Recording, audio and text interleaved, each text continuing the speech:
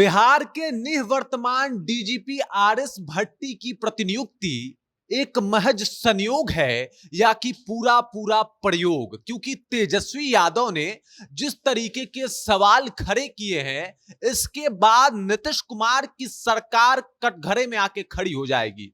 नीतीश कुमार के पास इसका जवाब नहीं देखने को मिलेगा, क्योंकि अचानक से कुछ आईएएस अधिकारियों का तबादला कर देते हैं।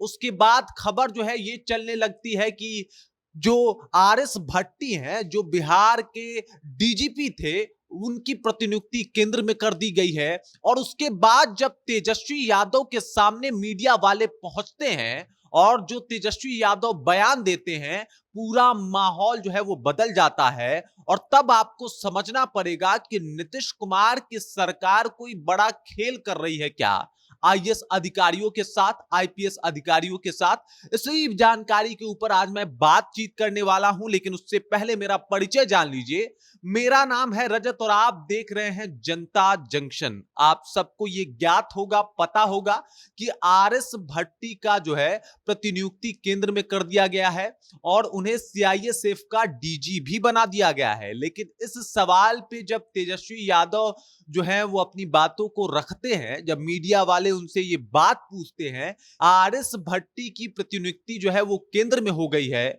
उन्हें सीआईएसएफ का डीजी बना दिया गया है, इस बात को आप कैसे देखते हैं? तो जब तेजस्वी यादव बयान देते हैं, वो बयान चौंका देने वाला है। उसमें वो बताते हैं कि यहां पे जितने भी आईएएस अधिकारी हैं, आईपीएस अधिकारी हैं, उनके पदों की नीलामी होती है। उन्होंने ये तक कह दिया कि जहां ज्यादा फायदा देखने को मिलता है, नीतीश सरकार जो है उन्हें वहां पे प्रतिनियुक्त कर देती है।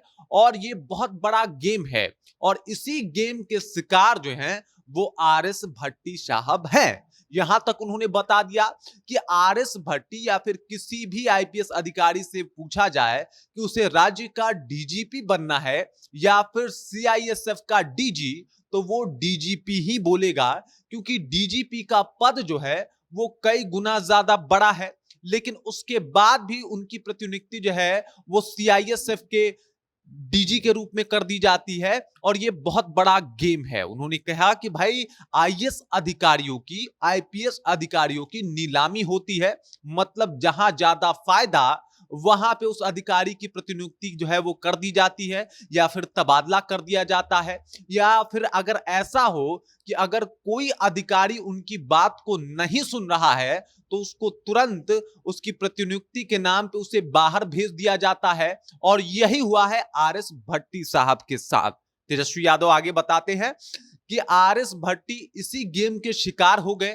वो एक ईमानदार और शानदार ऑफिसर थे, लेकिन अब चूंकि अपने तानाशाही के वजह से नीतीश कुमार जो है उनको काबू नहीं कर पाए तो उनकी प्रतिनियुक्ति करवा दी। और जब देखा आरएस भट्टी ने कि उनकी एक नहीं चलने वाली बिहार में, तब उन्होंने अपनी प्रतिनियुक्ति ले ली केंद्र में। मतलब वो केंद्र इसलिए चले गए क्योंकि बिहार में उनके ऊपर चीजों को थोपा जा रहा था, जबरन करने के लिए उन्हें कहा जा रहा था और ये सब कुछ नीतीश सरकार में हो रहा था, नीतीश कुमार के नाक के नीचे हो रहा था। और इसी वजह से आरएस भट्टी ने अपनी प्रतिनियुक्ति ले ली। अब ये खबर आप समझ जाइए कि एक तरफ ऐसा लगता था कि बिहार में अफसरशाही है, लेकिन जब ये बयान सामने आता है तेजस्वी यादव का, तो सीधे सीधे नीतीश कुमार और उनकी सरकार को आप तानाशाही सरकार कह सकते हैं। क्योंकि अगर ऐसा होता है तो ये वाकई सोचने वाली बात है और बिहार वासियों के लिए चिंता का विषय है, जहां पे अफसर जो है पूर्णतः सरकार के कंट्रोल में हो और उनका काम उनके पाप को धोना बन जाए। बाकी आप इस खबर को लेके क्या सोचते हैं? आपके जहन में क्या कुछ चल रहा है? क्या आपको भी आरएस भट्टी के प्रतिनियुक्ति के पीछे कोई बड़ा गेम होता हुआ नजर आ रहा है?